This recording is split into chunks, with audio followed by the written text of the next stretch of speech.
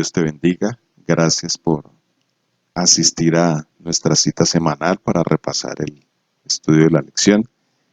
Gracias por participar en este canal Conociendo al Verdadero Dios, donde nuestro único propósito es estudiar acerca de Él, intentar conocerlo cada día más y por ende que mediante la obra y la dirección del Espíritu Santo, eso se vea reflejado en nuestra vida y en nuestro servicio al prójimo, que es nuestra misión. Antes de empezar, les pido me ayuden inclinando su rostro allí donde se encuentren y vamos a pedir la dirección de Dios. Padre bueno, vamos a abrir tu palabra, pedimos al Espíritu Santo nos guíe y abra nuestra mente y nuestro entendimiento. Gracias, Señor, por esta oportunidad de conocerte un poco más.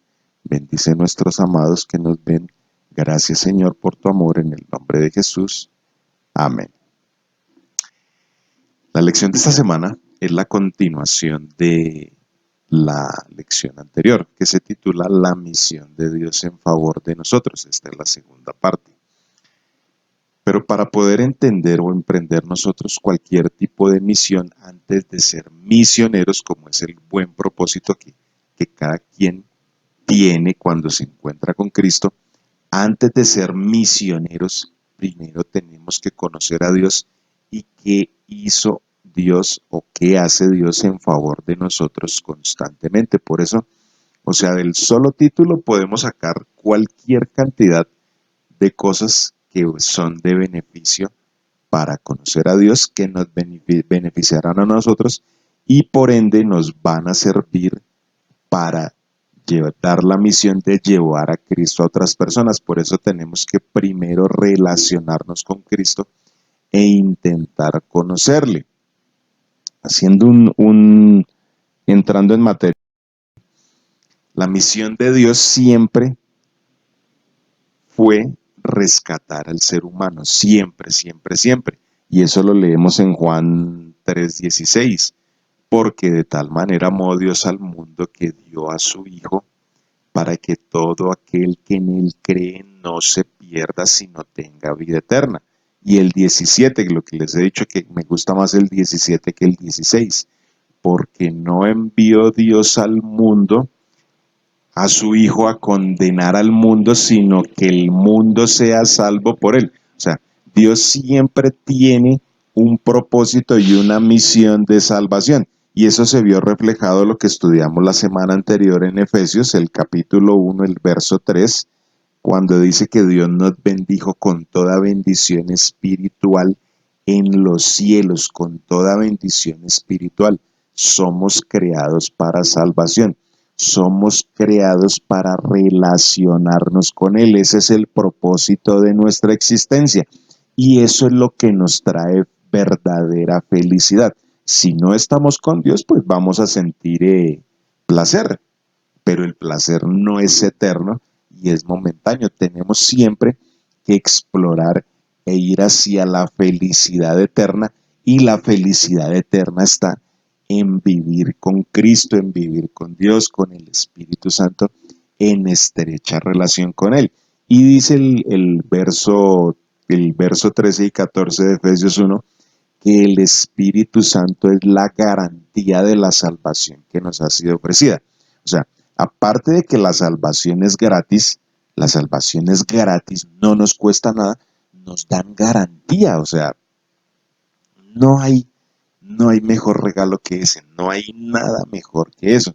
Y eso es lo que nosotros tenemos que tener en claro, que antes de que fuésemos creados, de que fuese creada esta tierra, Cristo ya tenía un plan de salvación, un plan de choque, un plan de seguridad.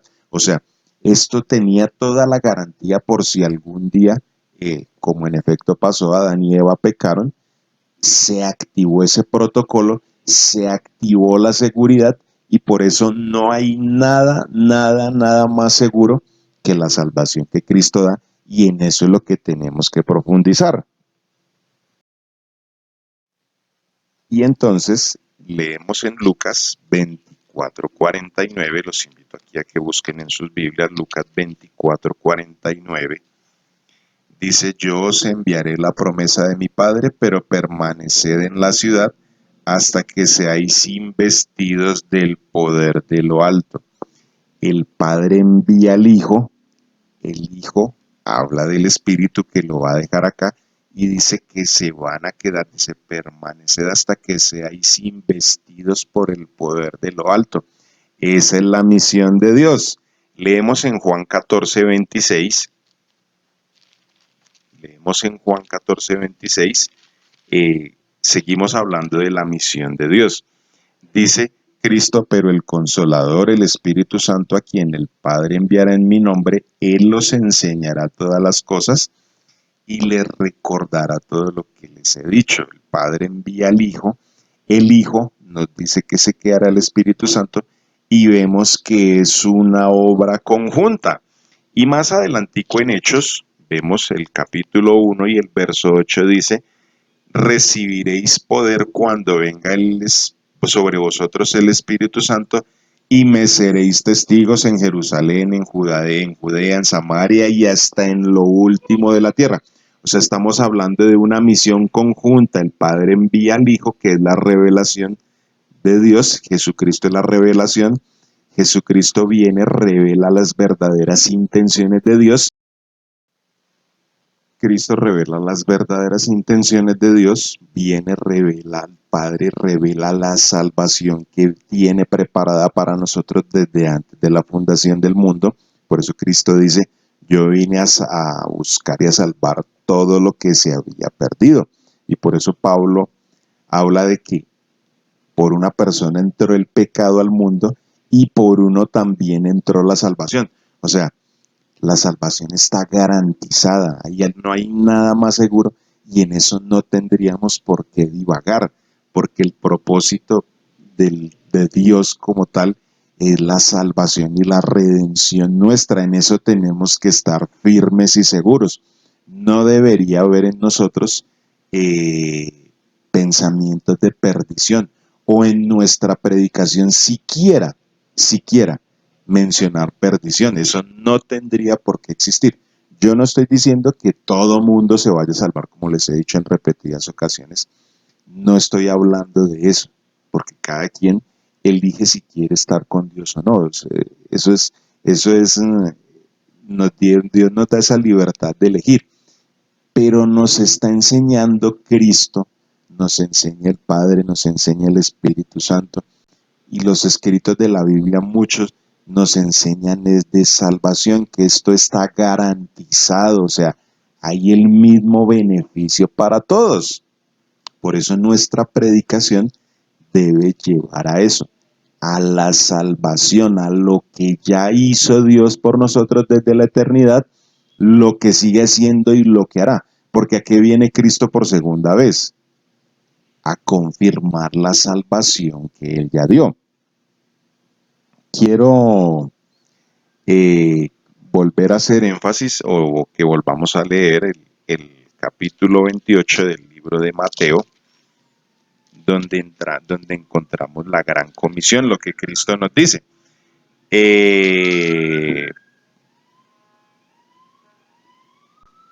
Dice de Mateo 28, 16 y 10, del 16 al 20 vamos a leer, dice, los 11 discípulos se fueron a Galilea, al monte que Jesús les había indicado.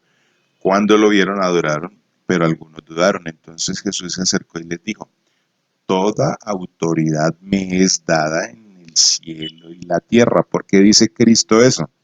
Recuerden lo que estudiamos en citas anteriores en Juan 12 y en Juan 16, cuando dice, viene el príncipe de este mundo y no tiene nada contra mí. O sea, yo ya lo he echado fuera, le quité la autoridad que él tenía. Con mi muerte yo ya recuperé, o más bien confirmé la salvación que había ofrecido desde la eternidad. Confirmo que esto es mío, que ustedes son míos, que este ya no tiene poder. Y por eso Cristo dice, toda autoridad me es dada en donde, en cielo y tierra. O sea, Satanás ya no tenía nada de control ni dominio sobre esto, es Cristo el que lo tiene. Dice, por tanto, vayan a todas las naciones, hagan discípulos, bautizándolos en el nombre del Padre, del Hijo y del Espíritu Santo, y enséñenles a obedecer lo que les he mandado, y yo estoy con ustedes todos los días hasta el fin del mundo. ¿Qué tenemos que hacer? Creer en Jesús, aceptar a Jesús, relacionarme con Jesús, y eso me va a llevar a dar, o más bien, a tener una buena misión. Eso es lo que me va a llevar a ser buen misionero. Si estoy hablando del verdadero Dios, si no estoy hablando del verdadero Dios, y si mi evangelio no proclama lo que Cristo hizo por mí, lo que Dios hizo por mí, que es la salvación, no voy a ir a, o más bien voy a hablar de un Dios falso. Quiero que lean conmigo Romanos 1:16. Dice, Romanos 1:16, dice el apóstol Pablo, porque no me avergüenzo del Evangelio. ¿Por qué? ¿Por qué no debería avergonzarnos hablar de Cristo? Es que yo a veces pienso que a nosotros nos da pena hablar de Dios, es porque tenemos un Dios destructor, malévolo, justiciero, porque de pronto a muchos nos vendieron así en las tantas ideas erróneas de Dios que nos vendieron, nos venden un Dios así. Entonces a veces eso nos da pena decir, no, pero yo cómo voy a decirle a la gente que si no hace determinada cosa se va a perder, si no hace esto, todo. O sea, nuestra cosmovisión de Dios tiene que cambiar. Eso tiene que cambiar. Nuestra mente tiene que ser refundada por Cristo y por la obra del Espíritu Santo.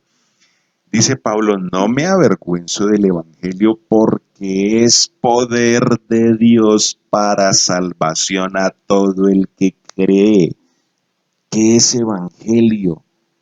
Porque tenemos, es que hay que ir a predicar el Evangelio y a veces vamos y decimos, nuestro Evangelio lo cimentamos en un montón de doctrinas que no son malas, vuelvo y reitero eso, no son malas las doctrinas, pero antes de hablar de unas doctrinas, yo tengo es que hablar de salvación y de Cristo. Sí, lo demás es un componente añadido. Yo no estoy diciendo que esté mal.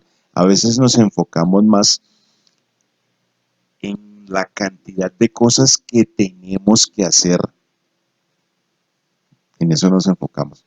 En la cantidad de cosas que tenemos que hacer para agradarle a Dios. Y eso es un evangelio tergiversado. Tenemos es que hablar de salvación, de la salvación que Cristo nos dio, no de lo que tengo que hacer para ganarme su favor, porque y hasta yo en algún momento de mi vida prediqué eso, mire, hay que hacer esto, hay que hacer lo otro, y porque nuestra mente está confundida. Eso es lo que tiene que entender nuestra mente, nuestro corazón tiene que permearse de eso, que la salvación ya está dada. Y no me avergüenzo del Evangelio, dice Pablo, porque es poder. ¿Qué es poder? El Evangelio es comparado como una bomba, como una granada, por decirlo así. Tú tiras una granada y ¡puf! Eso estalla. Ese es el Evangelio, así es el Evangelio. Cuando dices poder, o sea, donde quiera que nosotros llevemos al Dios verdadero, eso estalla, eso tiene una repercusión, eso tiene, eh, no sé, se me va la palabra, eso tiene tanto poder que nosotros no nos alcanzamos a imaginar eso. El Evangelio es poder de Dios para salvación. Eso es lo que nosotros tenemos que estar hablando constantemente. Ahora, como el Evangelio es salvación, recuerdo textos como Juan 12:32, cuando Cristo dice, y cuando yo fuere levantado de la tierra, todos atraeré a mí mismo. O el mismo Juan 3:16, que ya lo dijimos, porque envió Dios al mundo a su Hijo para que haya salvación, para que nadie se pierda, sino tenga vida eterna. Entonces, como nuestra misión es predicar un Dios de salvación, esa es nuestra misión como iglesia, predicar al Cristo que salva, al Dios que hace todo para salvarnos desde antes de la eternidad, el Espíritu Santo que está aquí. Por eso dice Jesús en Juan 12:32, y cuando yo fuere levantado de la tierra, a todos atraeré a mí mismo. Lucas 19:10, yo vine a buscar y a salvar lo que se había perdido. Siempre, siempre nuestra predicación tiene que dar esperanza a los demás. Salvación no puede ser nuestra predicación vendiéndole miedo a los demás, vendiéndoles que si no haces cierta cantidad de requisitos o condiciones, no tienes acceso a Dios, no tienes acceso a la gracia. La gracia y la misericordia de Dios son infinitas. Dice Lucas 10:38, acerca de Jesús de Nazaret, a quien Dios ungió con el Espíritu Santo y con poder, y que pasó haciendo el bien y sanando a todos los oprimidos por el diablo, porque Dios estaba con él. ¿Qué vino a hacer Jesús? Dice, pasó haciendo el bien, sanando a todos los oprimidos por el diablo, porque Dios estaba con él. Salvación. Cristo vino a rescatarte y a sanarte a ti y a mí. Hechos 2:32 dice, a este Jesús Dios lo resucitó, y de esto todos nosotros somos testigos. En el capítulo 2, Pedro en la predicación, iba a decir discurso, no. En la predicación, esa era la palabra que tenía en la mente, en la predicación que hizo en la antesala al bautismo de los 3,000, que ustedes lo pueden leer allí en Hechos, Pedro habla de la obra que hizo Cristo, que dice, vino, resucitó, bueno, ahí habla de todo, y dice que Cristo exaltado a la diestra de Dios recibió, dice, Dios lo resucitó y de esto nosotros somos testigos, y así exaltado hasta la diestra de Dios recibió del Padre la promesa del Espíritu Santo, y que ha derramado esto que ahora sobre vosotros veis y oís. O sea, y uniendo este versículo con la gran comisión, o sea, ellos recordaron lo que Cristo les había mandado. Dice, vayan, hagan discípulos, enséñenles lo que les he mandado, y ustedes me van a ser testigos de dónde, en Jerusalén, Judea, Samaria y hasta en los confines de la tierra. ¿Qué clase de testigo vas a ser tú? Te pregunto en esta hora. ¿Qué clase de testigo eres o vas a ser? Un testigo de un Dios tirano, justiciero, malévolo, eh, como muchas veces nos lo enseñaron y de pronto es el Dios que tengamos en la cabeza, o vas a ser testigo de un Dios que ofrece salvación, que la ofreció en la eternidad, vino, murió, resucitó y que viene por segunda vez ¿a qué? Porque también, mira, hasta en eso a veces le adjudicamos a Cristo cosas que Él no va a venir a hacer. Nosotros creemos que Cristo va a venir, sí, a llevarse a los buenos, pero a los malos los va a fulminar y ja, mueran malditos, ja, ja, ja. Ese es el Dios que tenemos en la cabeza. ¿A qué viene Cristo? A confirmar la salvación, a terminar de confirmarla. A eso es a lo que viene Cristo. Si yo me meto eso en la cabeza, ¿de cuál Dios voy a hablar? ¿Voy a ver el futuro con miedo? ¿Voy a enseñar el Apocalipsis como lo hemos venido enseñando acá? ¿Voy a enseñar el Apocalipsis desde el miedo o voy a enseñar el Apocalipsis desde la salvación? ¿Y la salvación viene de quién? De Cristo.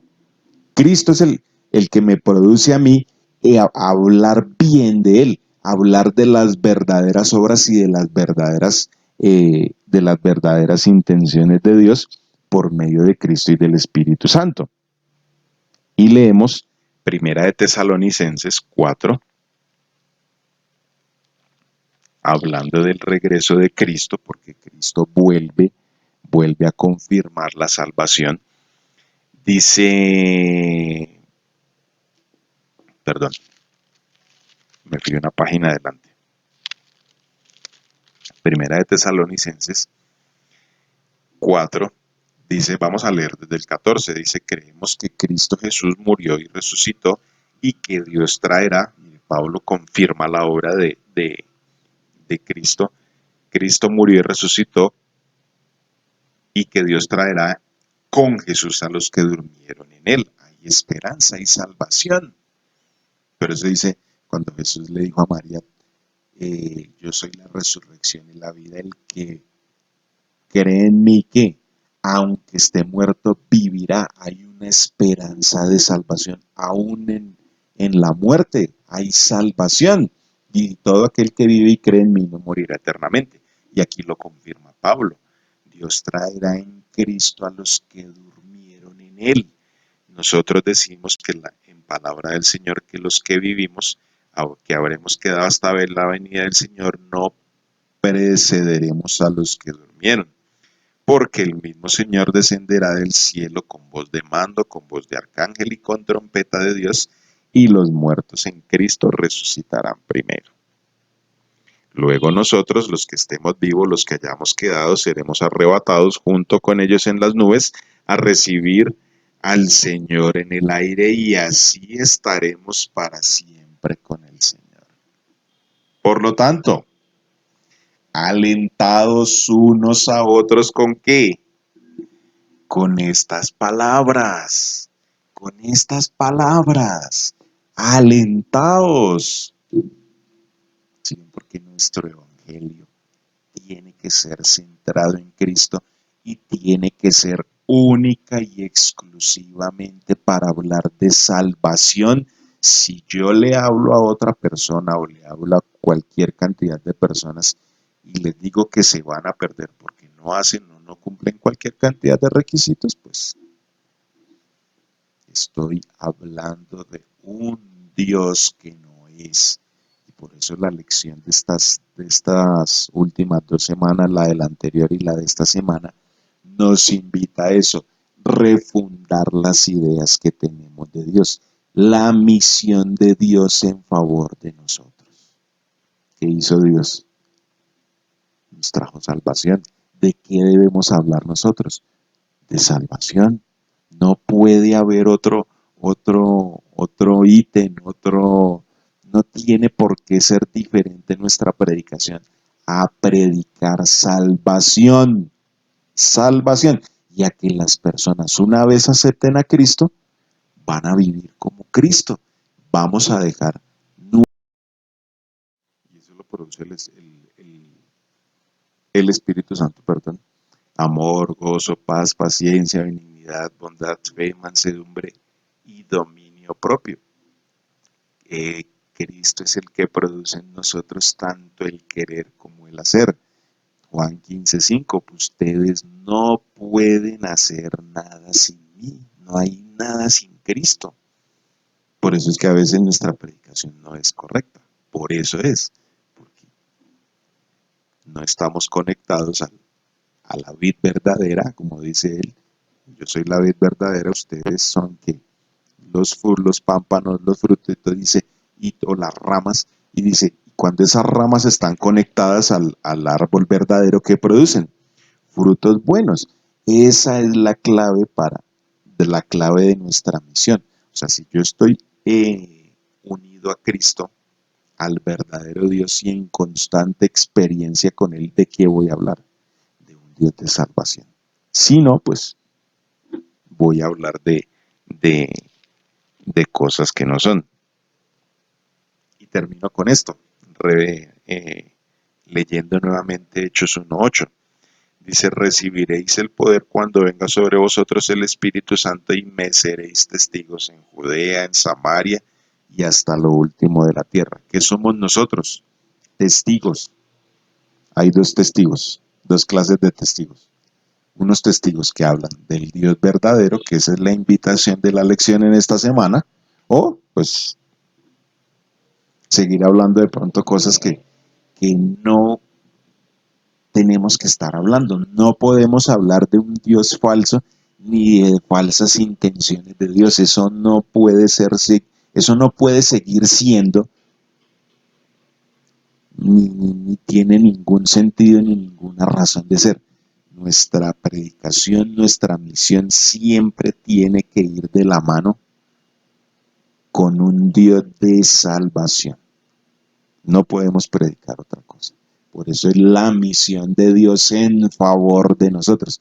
Y si estamos hablando de una misión de Él en favor nuestro, ¿nosotros de qué vamos a hablar a los demás? De que Dios actúa en bendición, en gracia, en salvación y en misericordia. Con todos. Oremos. Padre bueno, gracias por regalarnos una vez más la oportunidad de conocerte como nuestro único y suficiente Salvador. Gracias porque decimos como el apóstol Pablo, que ni lo presente, ni lo porvenir, ni principados, ni potestades, ni vida, ni muerte, ni nada, Señor, nos puede separar de tu amor que es en Cristo Jesús.